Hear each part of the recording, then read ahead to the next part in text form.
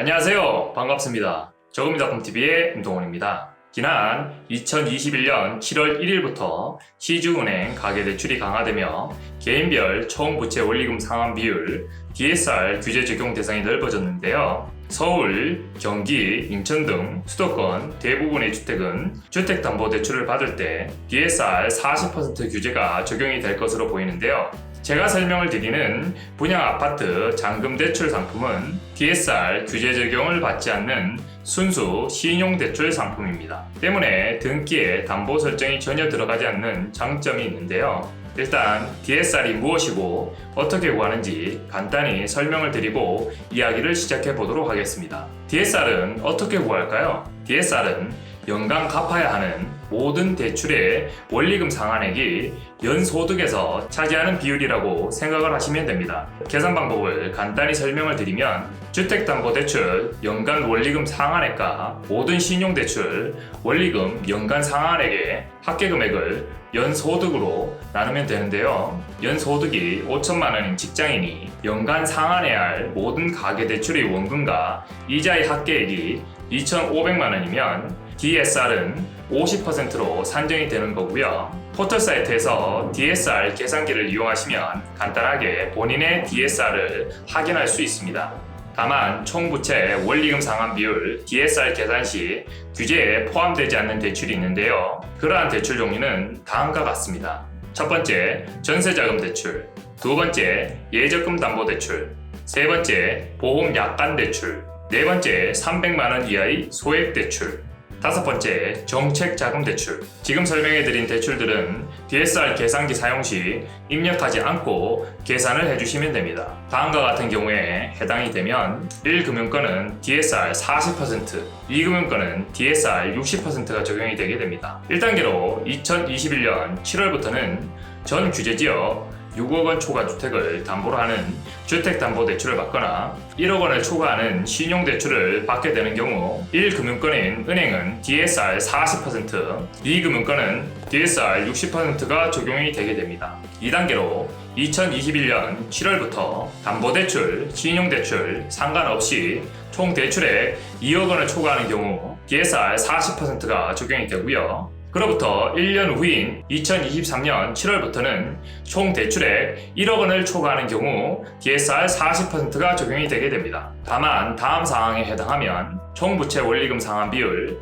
DSR은 종전 규정이 적용이 됩니다. 2021년 7월 1일 이전에 입주자 모집 공고 혹은 착공 신고가 된 주택, 재건축, 재개발 사업장 조합원이라면 2021년 7월 1일 이전에 해당 사업장이 관리처분 인가를 받은 경우, 단순 매매건의 경우 계약금을 이미 납부한 사실을 증명한 대출자도 종전 규정이 적용이 되니 참고하시기 바랍니다. 그렇다면 대출을 조금이라도 더 받으려면 어떻게 해야 할까요? 첫 번째, 신용대출은 부부인 경우 개인별로 각각 1억 2만으로 받으시고요. 두 번째, 주택담보대출의 경우 부부 합산소득으로 DSR을 산정하도록 하는 게 좋고요. 세 번째, 신용대출을 먼저 받은 뒤에 주택담보대출을 받으면 DSR 산정소득에 여유가 생겨 신용대출을 줄이지 않고 주택담보대출을 받을 수 있기 때문에 가급적 신용대출을 먼저 받는 게 유리하시고요. 네 번째,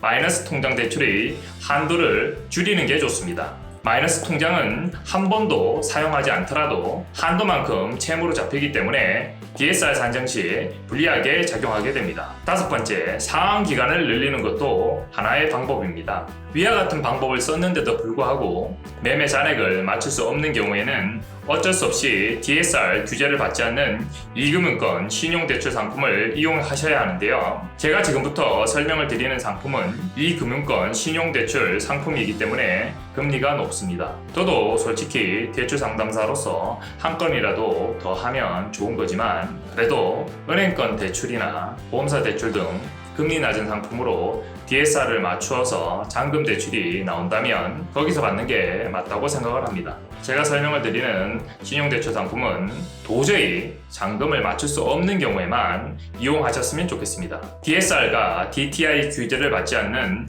분양아파트 잔금대출 상품의 대상은 아파트 분양계약 체결 후 금융기관을 통해 중도금 대출이 1회 이상 납부된 본인이나 부부 공동 명의인 중 1인이시면 되고요. 연령은 만 25세부터 만 70세까지 가능하시고요. 분양계약서상의 분양금액이 최소 1억 원 이상이어야 합니다. 금리는 4.8%에서 19.9% 사이이고요. 한도는 최대 2억 원까지 가능합니다. 대출기간은 최대 72개월까지 설정이 가능합니다. 신용점수 나이스 기준 840점 이상이신 분들은 거치 및 만기 일시 상환이 가능하다는 장점이 있는데요. 여기서 말하는 나이스 기준 점수는 나이스 신용평가사에서 제공하는 신용점수로 네이버의 신용점수 조회 서비스를 이용하시면 간단하게 확인이 가능합니다. 필요 서류로는 잔금 지급일 전에는 분양계약서의 사본, 즉 복사본이 필요하고요. 잔금 지급일에는 신분증과 은행이나 보험사에서 대출을 해주었다는 금융거래 확인서가 필요합니다. 상품 특징은 첫 번째, 담보대출이 이루어지고 나서 DSR 규제 적용이 안 되는 신용대출이 들어가는 거기 때문에 담보대출을 받는 데는 전혀 영향이 없고요. 두 번째, DSR이나 DTI 규제를 전혀 받지 않는 신용대출 상품이라는 겁니다. 제가 생각할 때 지금 설명드린 분양아파트 잔금대출 상품은 금리는 조금 높지만 적절하게 이용을 잘 하신다면 굉장히 유용한 상품이라고 생각이 됩니다. 만기까지 채워서 오래 사용하실 대출 상품은 전혀 아니라고 생각을 하고요. 일단 신용점수가 나이스 기준 840점 이상이시면 만기 일시 상환이나 거치 후 상환 방식으로 대출이 가능하기 때문에 대출 기간을 최대한 늘려놓고 이자만 내시다가 기존 은행권 대출이나 보험사 담보대출을 갚아 나가면서 연봉이 오르면 당연히 DSR에 여유가 생기겠죠. 그렇게 되면 기존에 은행이나 보험사를 통해 받았던 대출에 대해 DSR 한도 내에서 연간 1억 원까지 추가 가계자금 대출이 가능해요. 이 가계자금 대출을 받아서 잠깐 사용하던 캐피탈 고금리 상품을 상환해 버리면 되겠죠. 중도 상환 수수료는 남은 대출 기간이 12개월 미만인 경우에는 0.3%, 남은 대출 기간이 12개월 이상인 경우에는 1.3% 정도이기 때문에 크게 부담은 안 되실 거라고 생각을 합니다. 지금까지 DSR과 DTI 규제 적용을 받지 않는 분양아파트 잔금대출의 상품에 대해서 설명을 드렸는데요. 더 궁금한 점이 있으시다면 업무 시간 중에는 1670-8832 또는 카카오톡 아이디 머니7000을 추가하셔서 문의를 주시고요. 업무 시간 이후에는 카카오톡 머니7000을 추가하셔서 문의를 남겨주시면 업무 시간 중에 연락드려 최대한 빠르게 상담드리도록 하겠습니다. 지금까지 저우미닷컴TV의 임동원이었습니다. 감사합니다.